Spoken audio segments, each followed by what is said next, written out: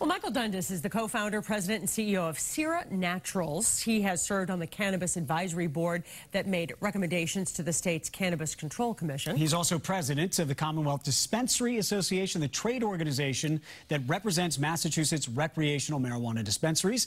Mike, thank you so much for coming in. We appreciate it. Thank you for having me. So we are coming up on the July 1st deadline, so to speak. That's when sales of recreational marijuana go legal in the state. A lot of people out there probably think, oh, July 1st, I'm going to be able to find a store, walk in, buy some marijuana. It's not so simple. What should people expect on July 1st? I think what we can expect is a slow, measured rollout of the program. This has been a long program, a long time in coming. Folks have been expecting July 1st for a while now, but July 1st has always been somewhat of an aspirational date for the Cannabis Control Commission. I have to say they've done an extraordinary job of promulgating rules, hitting timelines, getting to this point faster than anyone expected they would. At the end of the day, the announcement of the first potential licensee is just the first step of a multi-stage process that will probably take several months to unroll. And this is a big week for you. Let's talk about what's going to happen on Thursday, because Thursday, the Cannabis Control Commission is going to vote on whether or not to approve your company, Sira Naturals, to sell wholesale quantities of marijuana to other recreational pot shops. So you would be the first, but the commission isn't talking about retail licenses yet. You found this out just today, that you're being voted on Thursday. That's correct. So we found out along with everybody else. We're very gratified. We've got a great team of folks down in Milford where we have our cultivation and manufacturing facility. They've been working extraordinarily hard over the past several years to bring medical marijuana to the state of Massachusetts.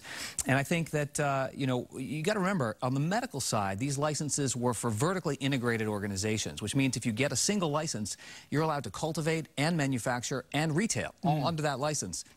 Under the Cannabis Control Commission's recreational licensing scheme, they've broken out those license types. So a cultivation license is different from a products manufacturing license and different again from a retail license. And so Thursday marks the initial licensure phase.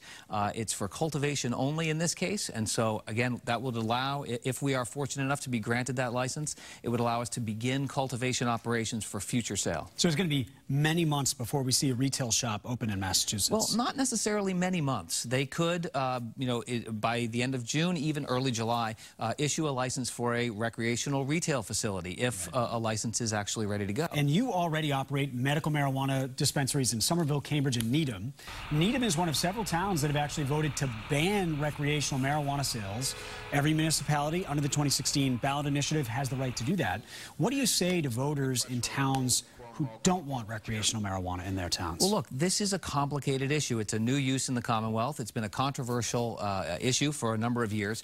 I can say that as we approached cities and towns in the medical marijuana outreach phase of our organization, we got a lot of pushback, and we had to sort of go into those towns, introduce ourselves, show them our plans, get them comfortable with us as an organization before they would go ahead and say yes.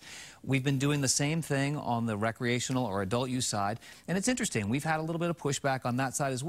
But one thing folks tend to always say is, hey, I'm not opposed to medical marijuana. I'm just opposed to this new use. And so I think, you know, it's a difference in tone than we heard in the early days. I expect that's going to happen as well as we roll forward. Let's talk about adult use, because you're clearly on the leading edge of this industry.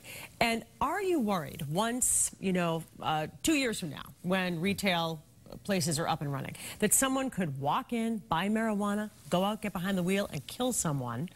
And just like someone who owns a liquor store or a bar, what is your sense of responsibility and your concern that you're operating these in a responsible way? I think that that is one of the most important reasons why we have this program in the first place, to regulate the cannabis business. If anybody thinks we don't have a cannabis business already in the Commonwealth of Massachusetts, they're wrong. It's an unregulated, illicit business. That can happen today.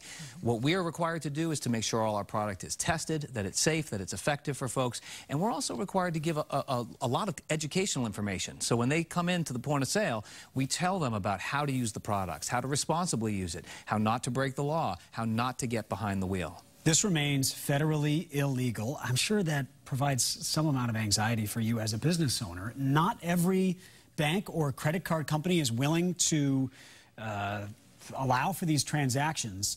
Are you a cash-only business? And if Sira decides to open a retail shop, will you just be using cash, or do you think that there are banks that are going to be willing to work with you? Well, we've been very fortunate in the Commonwealth of Massachusetts that banking has not been an issue for our industry on the medical side. Now, it's still a question mark going forward on the adult use side, and it looks like we've probably got a couple of weeks, maybe even a couple of months to figure that out. Today, we're not a cash-only business. We do accept debit cards, and in fact, the majority of our transactions take place in debit cards.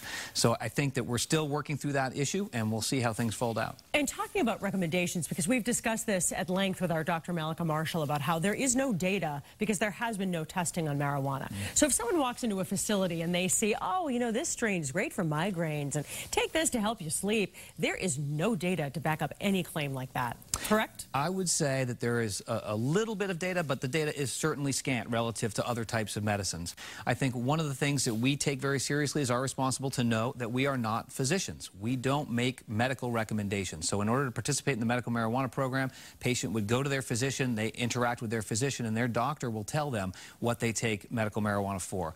On our side, on our sales side, we say what we have, what other patients perhaps have reported as the effects of the types of medicine that we have, and that's the information that we give out to patients. Well, Michael Dundas is president of Sira Naturals. They are up on Thursday for what would be the first recreational marijuana license in Massachusetts. Here we go. We'll see how it goes. Mike, thanks so much. Let's get to Eric now.